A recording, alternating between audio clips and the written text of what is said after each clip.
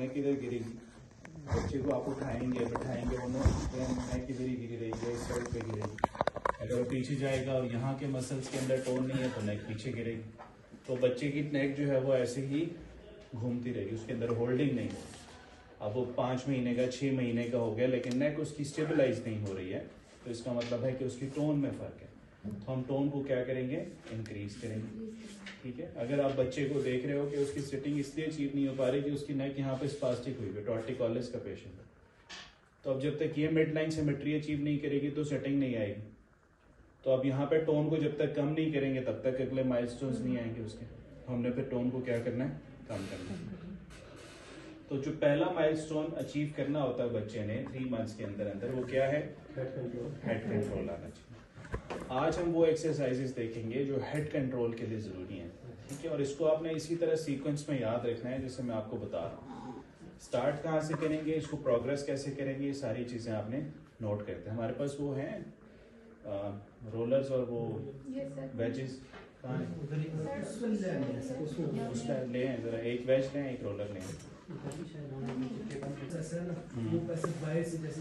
Protrusion हो जाती है ना, वो काइफोटिक कर्वेचर की वजह से होता है, क्योंकि वो सी शेप स्पाइन उसका ठीक ही नहीं हुआ। नेक होल्डिंग करेगा तो लॉर्डोटिक कर्व आएगा सर्वाइकल में, तो जब नेक ही यहाँ पड़ी रहती है तो वो ऑटोमेटिकली सी शेप में ही रहता है, उसकी वजह से पीछे स्पाइनस प्रोसेसेस आपको नजर आ रहे हैं। ठीक, तो नेक होल्डिंग के लिए अगर आपने बच्चे की नेक होल्डिंग करानी है, आप देख रहे हैं कि उसकी नेक होल्डिंग नहीं है, ना फ्लेक्जन में, ना एक्सटेंशन में, ना साइड्स के ऊपर, तो जो पहली एक्सरसाइज आप कराएंगे वो होगी prone on the wedge exercise.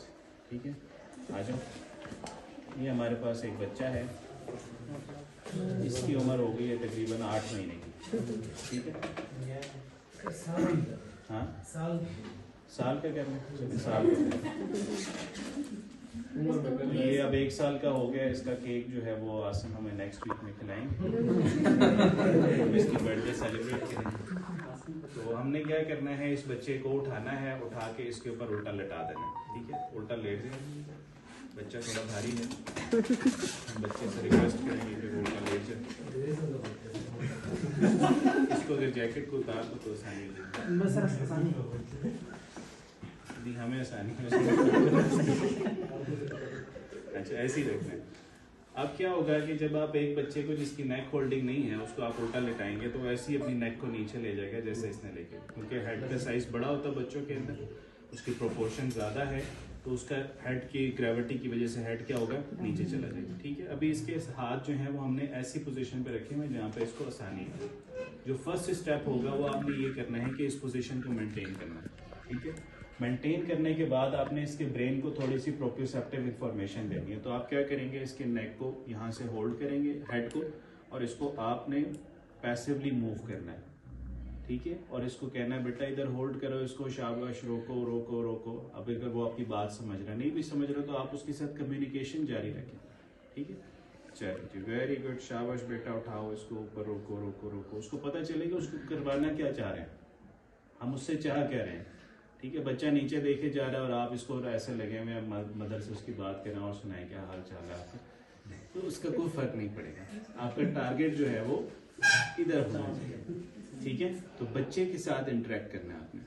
चले नीचे लेके जाए, शाबाश, चले उठाएं इसको। अब आपने इसको प्रोप्रियोसेप्टिव इंफॉर्मेशन दी, अब आप इसके साथ टेक्टाइल इंफॉर्मेशन को ऐड करें। ठीक है, रूट्स की जो अप्रोच है, आप क्या करें, इसके जो नेक के एक्सटेंसर मसल्स हैं इसको आपने यहाँ से, अब इस हाथ से आपने इसको होल्ड किया हुआ और इस हाथ से आप इसको स्टिमुलेशन दे रहे हैं। अब इसकी तो नेक बड़ी है क्योंकि ये मैच्योर है, जो बच्चे की नेक होगी वो आपकी 2 फिंगर्स के, 1 फिंगर के हाथ नीचे ही आ जाएगी। तो आप जस्ट अपनी 2 फिंगर से उसको टैप करें। ठीक है, जब आप टैप करेंगे तो उसके अंदर रिफ्लेक्स आएगा, उस रिफ्लेक्स को यूज करके आपने इसको ऊपर लेके आना है। शाबाश बेटा, वेरी गुड, फिर नीचे छोड़ दें, फिर उसको ऊपर से करें, वेरी गुड।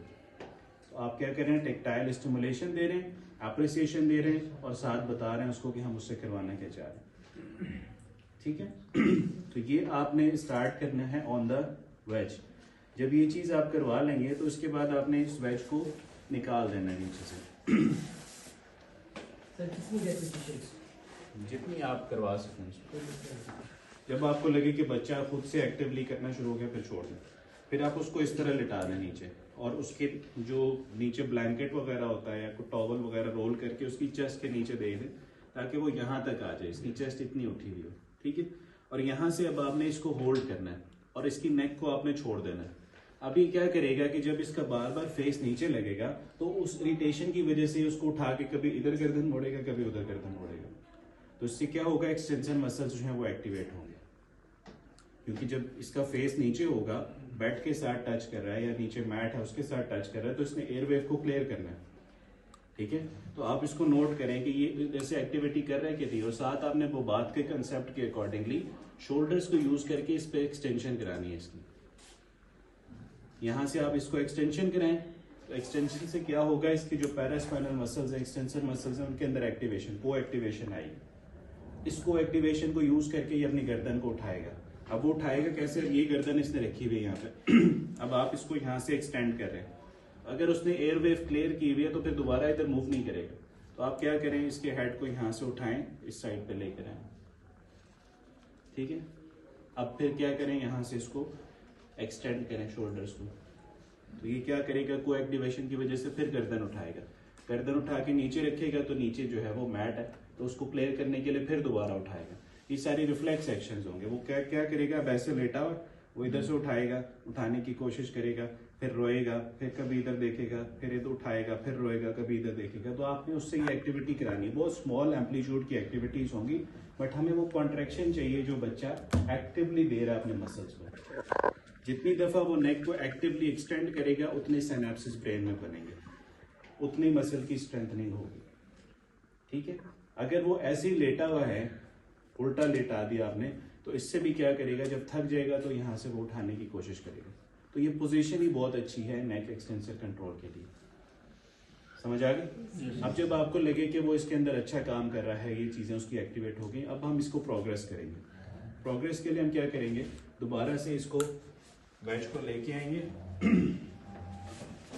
दोबारा इसकी चेस्ट के नीचे रखेंगे, और अब हम इसके हाथों को यहाँ से लाके, दोनों हाथों को आगे हम इसके ऐसे रखेंगे, एल्बो को एक्सटेंड करेंगे यहाँ पे, ठीक है। अब ये यहाँ से जब गर्दन नीचे लेके जाएगा तो बाकी सारी जो चीजें हैं वो एक्सटेंशन में आ रही हैं, शोल्डर के ऊपर कंप्रेशन आ रहा है, एक्सटेंसर टोन जो है वो एक्टिवेट हो रही है, तो खुद ब खुद इसको उठाने की कोशिश करेगा। सही। तो आपने क्या करना है, एक हाथ से इसके दोनों बाजू ऐसे पकड़ लिए, यहाँ से आप इसको शोल्डर पे कंप्रेशन दें, बैक के ऊपर स्कैपुला को रिट्रैक्ट कराएं, गर्दन के ऊपर जो है वो आप टेक्टाइल स्टिमुलेशन। इस पोजीशन के अंदर आप इसके एक्सटेंसर मसल्स को स्टिमुलेट करेंगे तो उससे भी इसकी नेक की एक्सटेंशन जो है होगी। वो जर्की होगी क्योंकि हेड कंट्रोल नहीं है उसका, तो वो जर्की जो मूवमेंट हो रही है उसी को आपने बार बार रिपीट कराना है, ठीक है, चाहे वो रिफ्लेक्सिव है। तो उससे क्या होगा, यहाँ से सिग्नल जाएगा ब्रेन को, ब्रेन से फ्रंटल कॉर्टेक्स से वापस आएगा। इनिशियली रिफ्लेक्स एक्शन होगा, बाद में इसी मूवमेंट को मैच्योर करेगा। तो एक्सटेंशन के लिए आपने ये 3 एक्सरसाइजेज इनिशिएट करानी है। जब आपको लगे कि ये अब उसकी बेहतर हो गई है तो यही चीज फिर आप बॉल पे कराएंगे। इसकी जगह आप क्या रखेंगे, बॉल रखेंगे, और बॉल के ऊपर आप इसको लिटा के आपने इसकी टांगों से पकड़ना है, ठीक है। बॉल इसके नीचे है, वो छोटा बच्चा होता तो आप बॉल को बड़े इजीली उसके थ्रू कंट्रोल कर ले। अगर आप लेग से नहीं कंट्रोल कर पा रहे हैं, फ्लॉपी है, तो फिर आप यहाँ पेल्विस से पकड़ेंगे उसको। पेल्विस से पकड़ के आपने क्या करना है, जस्ट इसको थोड़ा सा आगे लेके जाना है ताकि बॉल के साथ ही इसकी गर्दन आगे निकल जाए। जैसी गर्दन आगे निकलेगी, यानी ये बॉल है, इसकी